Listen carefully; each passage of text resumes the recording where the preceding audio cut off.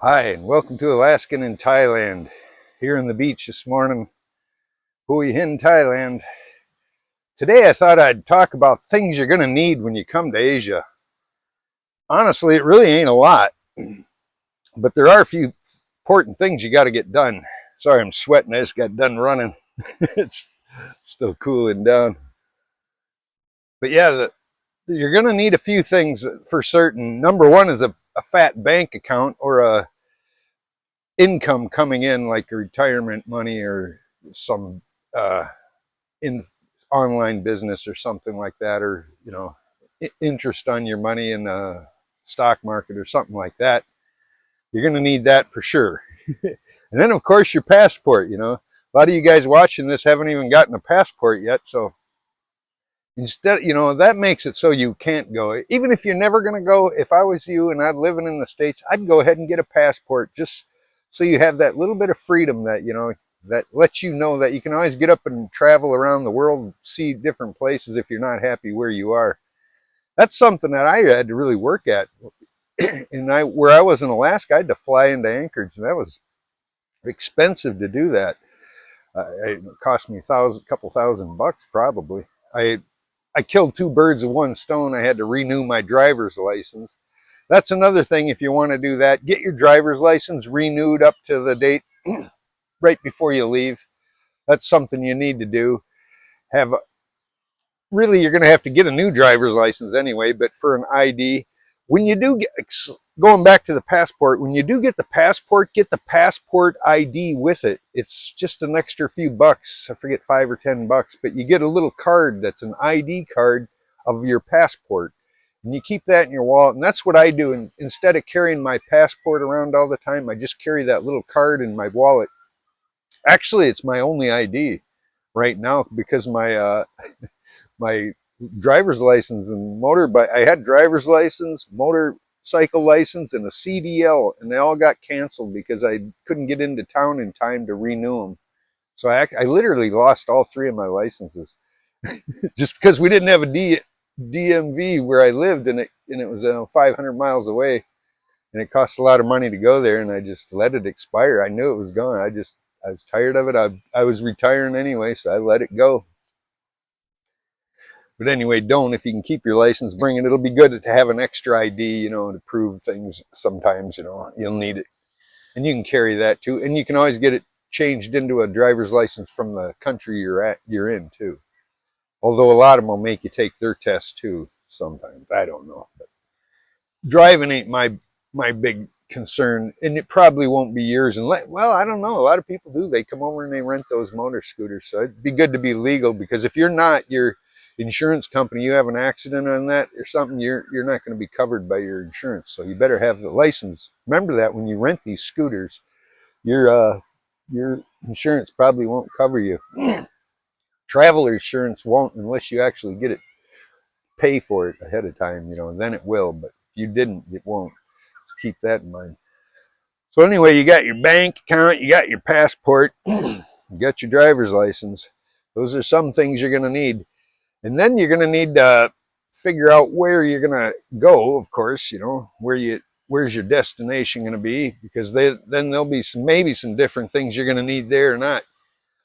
Other than that, bring your medications. If you need, if you're on some kind of medications, certain areas you're going to have to spend some time looking around to find to replace those medications. So bring enough supply that you can live on for a few months anyway. I'd bring at least a 3 month supply. Give you time to figure out where you're going to get your next bunch of meds. Most countries will have them. Most big cities, you shouldn't have a problem.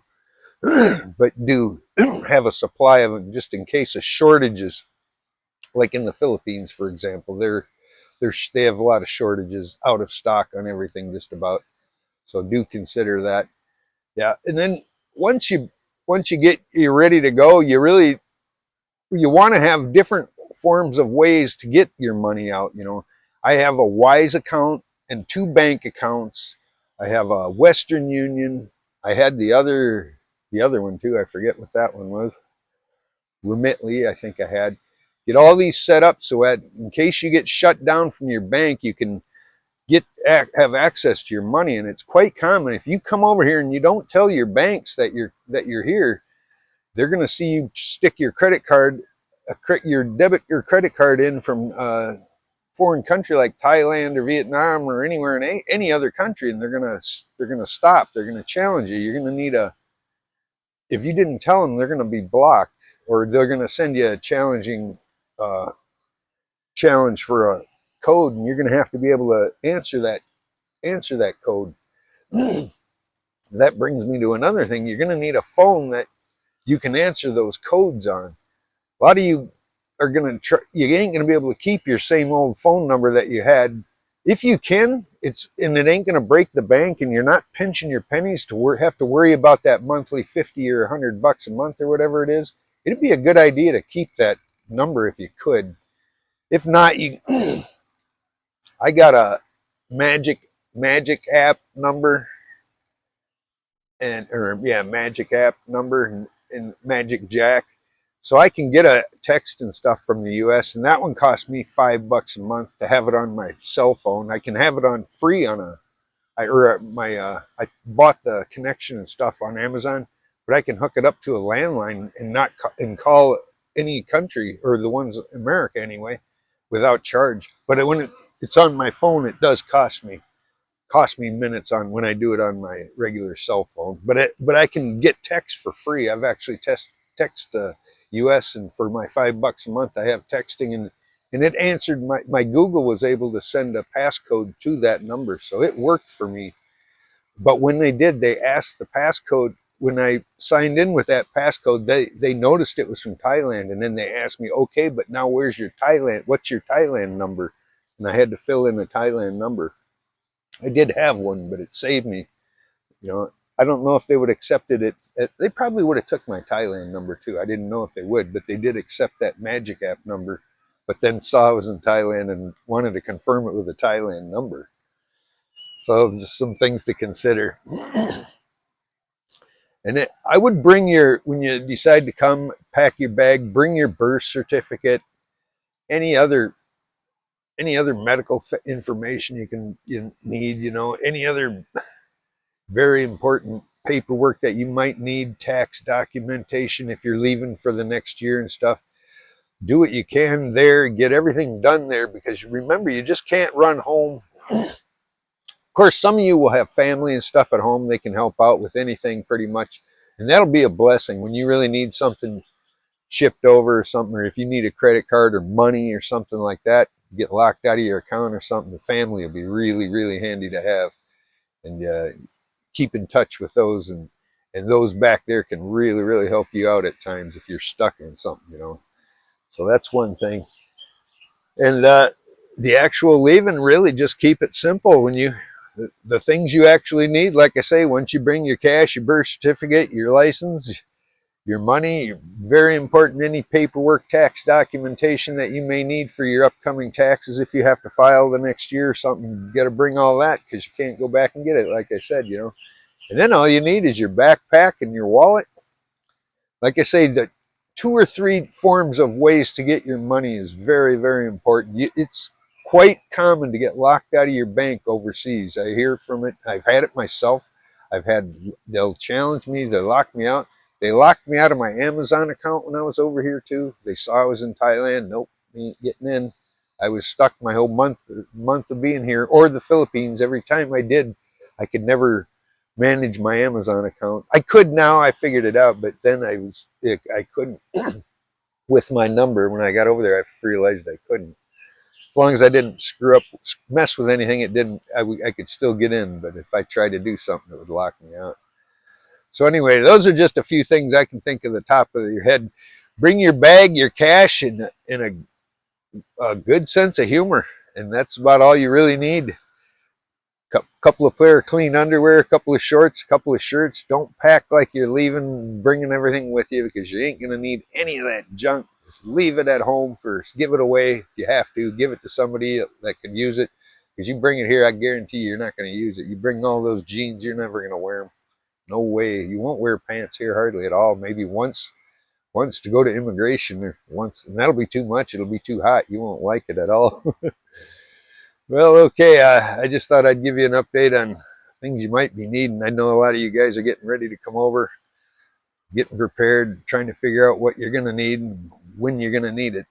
Never too early to start. Start planning now. Never give up thinking about it because it's going to come and your day is eventually going to come. It seems like it's never going to get here, but your day will actually get here before you know it. And hopefully you'll be ready to jump on the plane and start enjoying your retirement life. Okay, thanks for watching. Be sure to like, share, and subscribe. I'm going to go for a swim again. I went for one yesterday. That water's beautiful. Nice. It's clean, nice, clear, warm. It feels about like your bathtub when you sat too long and it got a little bit cold and you're ready to get out. That's about how it is. It's just enough to cool you off. Feels really good. Early morning swim. I'm going to start adding that to my routine. As long as this water stays nice and clean and no jellyfish, I don't see a problem. There's been a lot of people swimming every day. I'm going to go out in it. It's nice water. Get a good swim in after my sweaty run. I'm just drenched. My shirts are soaked and that water's looking inviting. The sun's coming up, so I got to hurry, get in and get out and get back. All right, well, I'll give you a look around and we'll see you in the next one.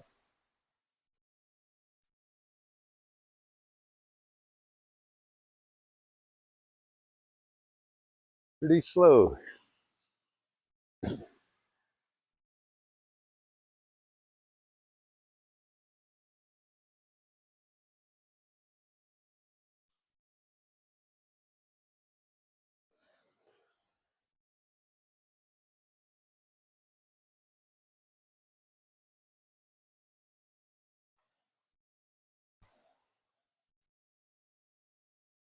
See you in the next one.